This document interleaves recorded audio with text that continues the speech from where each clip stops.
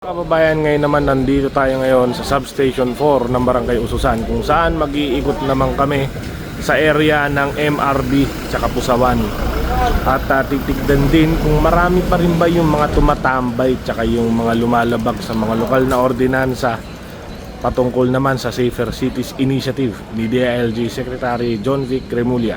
Kakandak tayo ng Oplan Bulabog, Oplan Galugad sa Pusawan area at saka sa MRB. So in connection to sa directives ni SILG sa atin na magkandak ng ordinance sa lahat ng nasasakupang barangay ng bawat istasyon.